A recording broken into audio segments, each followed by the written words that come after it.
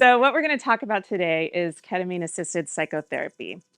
And I know it's kind of a new term, so people don't quite know what it is yet. And that's one of the reasons Tanya and I wanted to do this presentation, because we're both really passionate about the benefits of it. And we want to have a chance to describe there's ketamine, and then there's also ketamine-assisted psychotherapy, which basically means the ketamine is going to be working on the brain, while the therapy is going to be healing the source of trauma. So I got interested in this. I've been working for over 20 years as a licensed therapist, and I have always specialized with individuals with treatment-resistant depression. And I got interested in this in 2021, so about 2 years ago, because a lot of my clients were really stuck, and I couldn't figure out why people weren't getting better. I just felt like we needed new tools. And one of the reasons we are in a mental health crisis in this country. So 21% of people have been diagnosed with mental illness, which is 1 in 5. So I'm sure if you only know 5 people, you know 1, but I'm sure you know many that are struggling. And then probably there's many more that don't talk about it because we're still dealing with a lot of stigma around mental illness, even though we've come a long way. So out of that, I kept thinking, why is there so many more people diagnosed? And what is the reason that it's getting worse? And I think a lot of it at that point in 2021 was due to the pandemic.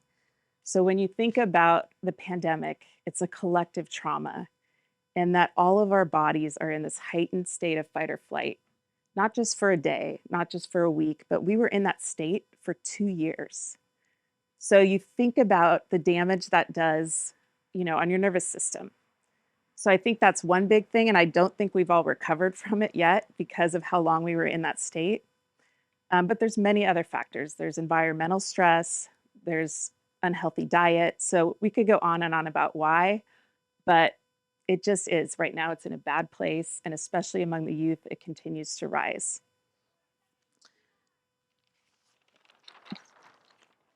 So before I talk about how ketamine works in the brain, I just wanted to talk about how the damage in the brain starts. And a better word might be how it's altered. The brain is altered. So we're going to go over how stress and genetics play a role, the role of medication, and the impact of trauma. So we know that stress plays a major role with mental health. As I just talked about, it actually damages brain cells. So it's not just the stress that our bodies are under, but it's damaging brain cells. And genetics plays a major role. So what we found is 40% of those people, the 1 in 5, have a genetic link for depression. So it's really not that different than when we talk about cancer or diabetes, because those diseases are also partly genetic, partly environmental, partly stress. And I think we need to change the language. So mental illness is actually a medical condition. It's a medical illness. And I think if we could move towards labeling it that way, we're going to have a much easier time with people getting treatment, getting support for treatment, and lowering the stigma. I want to talk about the role of medication because right now that's the tool that we have in place for people with severe depression. I'm not against medication. It has its role, and it's very helpful for a lot of people. But what people don't realize is 70% of people medication works well for, and 30% it doesn't work. So 30% of those people aren't getting treatment. And if we go beyond that, those 70% that are using medication, often it takes months of trial and error to find the right medication, and the medication doesn't work until about 2 weeks in. So it's a very grueling process for people. And then once they're on the medication, the 40% that are genetically linked often need that long term. So they're not able to get off the medication. I know a lot of people might judge people that are on medication long term, but that's why, is because they actually have a genetic link. So when we think of medication, I think of it as kind of like a Band-Aid. So if you have like a bleeding wound, the medication's going to put a Band-Aid on that. It is going to help you feel better. But unfortunately, you need the Band-Aid to stay on. That's why we call it daily medication. And like I just talked about, you might need it long term for that reason.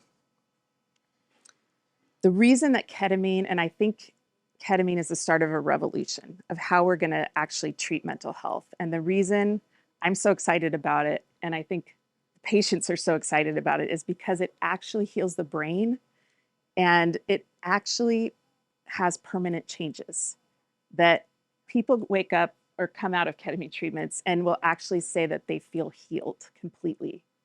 So also, whereas medication, people might feel better, they often still struggle with symptoms, whereas ketamine is going to heal the entire depression. Okay, I want to talk about the impact of trauma. And I know you might be rolling your eyes because trauma and triggered are words you hear all the time. But I'm going to tell you why those are words that are trending. So when you experience trauma, and what we talk about when we talk about traumas, there's big T's, which is something like car accident or physical or sexual abuse. And then there's little t traumas, which might be divorce or bullying. It's so hard to quantify what's traumatic because for one person, it's very subjective. What might be traumatic to them might not be traumatic to another. There's also, sorry, the music's starting off, but it's nice. So anyway, someone with a pile of little t's might have more of an impact on them than someone with one big T. Gabor Mate writes a lot about trauma, and so he's got some really great books that describe how trauma affects people in terms of it's not just the emotional experience of it, but it's also the tools you have to cope with it and the support you have to work through it that make it either worse or better. So when we talk about trauma, the reason it's so important to heal is because the way we live in the present is very connected to our hurts and wounds from the past. So the ways we think, the way we relate and connect with each other are going to be altered if we haven't healed the source of the trauma. Okay, so now I get to go to how ketamine changes the brain. This is exciting stuff. I'm trying to make it as least clinical as possible because I know it can be very confusing. But the first thing that ketamine does in the brain is it gives you a dopamine lift. So there's an instant experience of improvement in mood and motivation.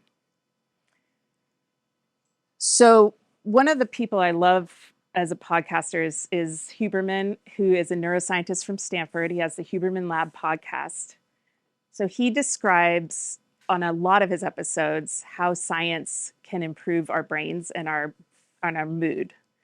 Some of the pillars he mentions, but there's a lot of other ones, are healthy relationships, good sleep, healthy nutrition, meditation.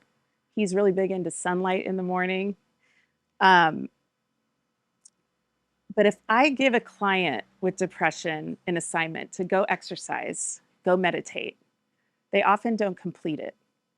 And here's why. Because when you're depressed, it's a whole body situation. Major depression is basically this feeling of sluggishness where, I mean, if you can't wash the dishes or take a shower, you're definitely not going to do high intensity exercise. So there's that problem. But also most depressed clients don't sleep well. They also have trouble with relationships because they feel so poorly about themselves. So without this dopamine lift, they're not able to make those changes that are going to keep depression at bay in the long term.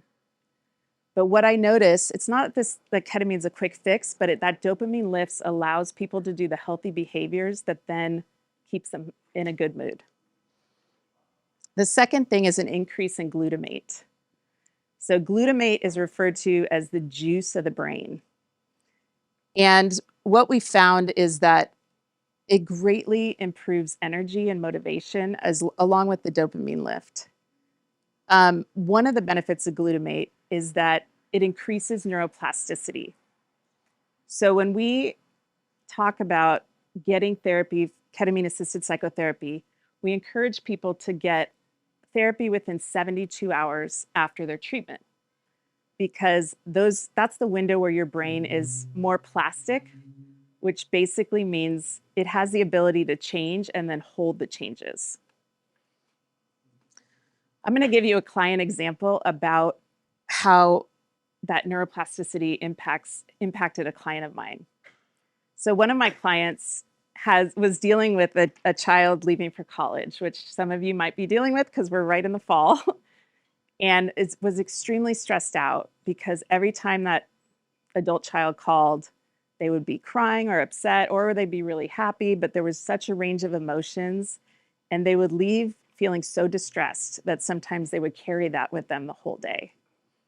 So we did a ketamine session together, and what that client actually experienced was a vision of, so the other benefit of the glutamate is there's a dissociation. And I know that's scary for people, but it does a lot of the rewiring of the brain. And then it gives you that zoom out experience.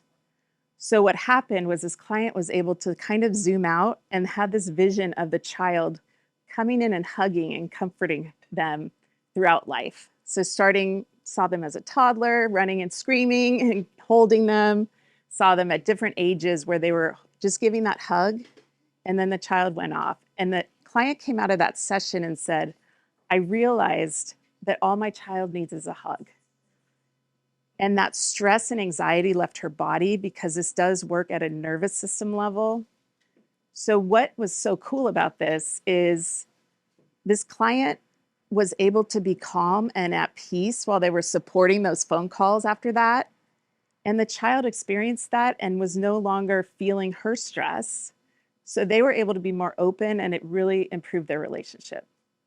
So that's kind of how the neuroplasticity works. It's like it actually changed her way of thinking, and she held it. The third way that it changes the brain is it grows the brain with BDNF. There's lots of acronyms. That's why I wrote them out. It's called brain-derived neurotrophic factor. So depression is more similar than Alzheimer's and brain injury than people think.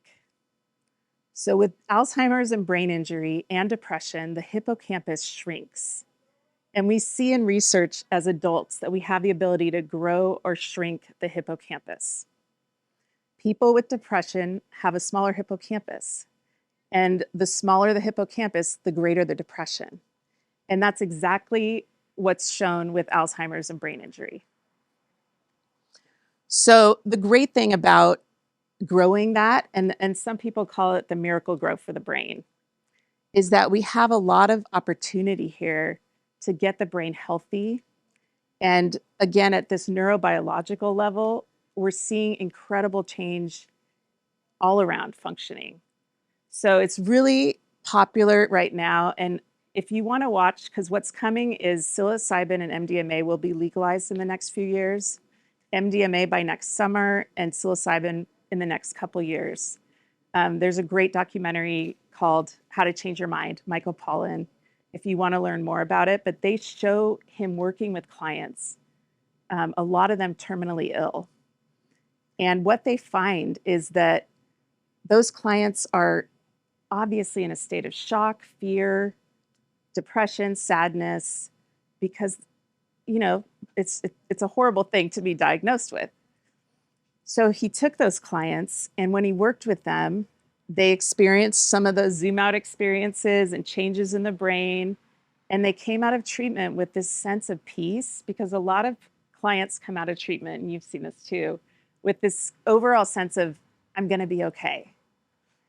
And so these cancer patients were coming out with that feeling, and they were able to live out the rest of their lives with just peace and able to engage in relationships differently because of that. So anyway, it has great, great benefits for many people, but with cancer patients in particular, that's where a lot of the research has been done. Okay, the fourth way that it works in the brain is it turns down the DMN, which is basically stands for the default mode network. And it brings you to a place of rest. So basically what that means is we get to our DMN goes down when we're in the state of basically doing nothing or just being at rest. But for people with anxiety and depression, they're often overthinking. They're often DMN goes up because of that overthinking.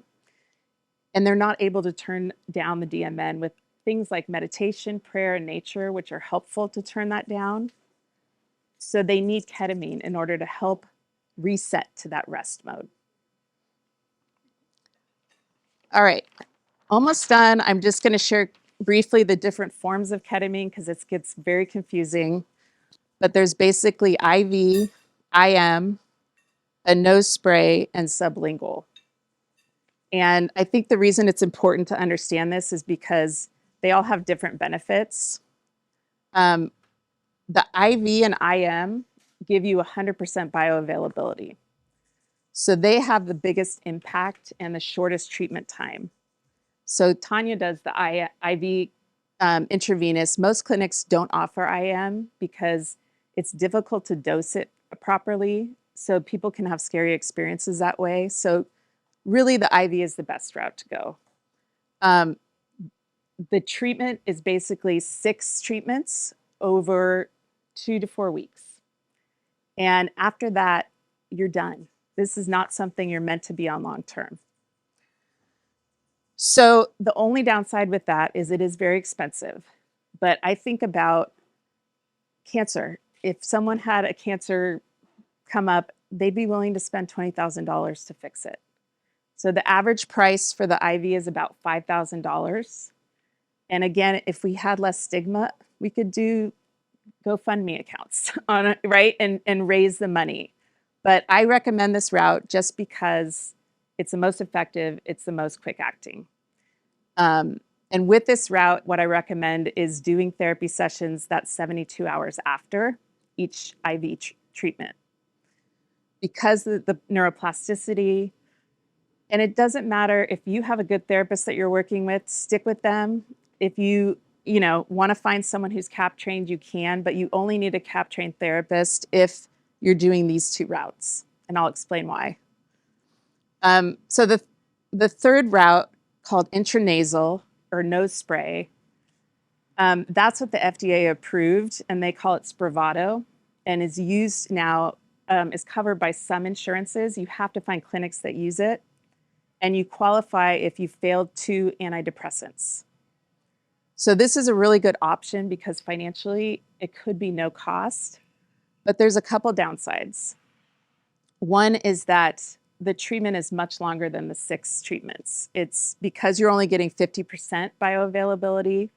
It's a 2-month treatment, and you go twice a week for the first month and once a week for the second month. And people don't experience the benefit till usually the 6th or 7th treatment, whereas IV, after the first treatment, they experience the benefit. The other downside is that hospital clinics are very cold and sterile environments, and they don't do any integration. So if you walk into Tanya's clinic at Renew, it's a very spa-like experience. It's a very comforting environment, and she's trained her staff and nurses to be able to really connect with people before and after treatment, and that can make a huge difference, the set and setting. Okay, the 4th route is sublingual. So that's basically tablets dissolving in the mouth. And this is a great route for working through trauma. So this only has 30% bioavailability, so I don't generally think it has a huge impact if you have major depression. But if you have a milder depression, this is what I utilize. I use the nose spray and the sublingual in my practice with clients. And we're able to use that in session to be able to do some of the deeper work with the trauma, like we talked about earlier. But whenever somebody is using this and they have more kind of major depressive symptoms, I end up referring them to IVs. So I like to start with the IV for those clients. The nice thing is too, this isn't meant to be a long-term treatment, but some people do need boosters. If there's a stressor or some of the symptoms come back, And the sublingual or intranasal are great as booster treatments. So that's a good option to have. Okay, briefly before I wrap up, I have to address this because every single client is freaked out about whether it's going to be addicting. So, unfortunately, just like marijuana, I'm not happy about it. It's like the Wild West. The minute it became legal, everyone is selling it on the internet. There's no oversight. It's not being used in the way that it's meant to be used. So the same thing is happening with ketamine. It is not addictive to be used in the way that the treatment protocol is set out. So with 6 IVs or with the intranasal or with the sublingual with a therapist, you're not going to get addicted because you have a clinician overseeing the usage. The problem is, and I highly recommend you don't go on the internet because of this. There are so many companies, they have doctors prescribe it, but they're not overseeing your treatment. There's one online company that I respect is called Journey Clinical because they actually require you to have a therapist. And then the therapist has to oversee the treatment. So they take your blood pressure. They work with you in their office to do the treatment. But besides that, they all look shiny and happy and say the right things, but some of them have no coaching at all. They have these integration coaches, but they're not well trained. I even know of one company that prescribes you to take it daily, which that is where the risk of addiction comes in because it's not meant for that purpose. And people that are taking it daily could develop a tolerance. So just buyer beware, kind of like with marijuana. We have to be really careful and make good decisions. And I don't think the risk of addiction is there if we do it in the right way. So just to wrap up, depression is a medical illness. It's not just a mental illness. And I think if we can start to see it through that lens, we're going to get so many more people wanting to get treatment for it because they won't just see it as, oh, it's just a mental illness. It's just a medical illness that needs treatment. That's it. Ketamine heals the brain and therapy heals the trauma. And for most people, as I talked about earlier, we all have some form of trauma. We all have distressing emotions and distressing events. So at whatever level that's at, the therapy is really essential because we want to heal the root of what's going on because, again, that's going to keep depression away for the long term. My last point is, and this is why I'm so excited about this, is we can heal and save lives with ketamine-assisted psychotherapy. And I mean literally save lives. The amount of people, and those 30%, especially of the 1 in the 5 that aren't getting treatment, are probably suicidal. So I hope this was helpful, and please share it with anyone you think might need, this information. Thank you.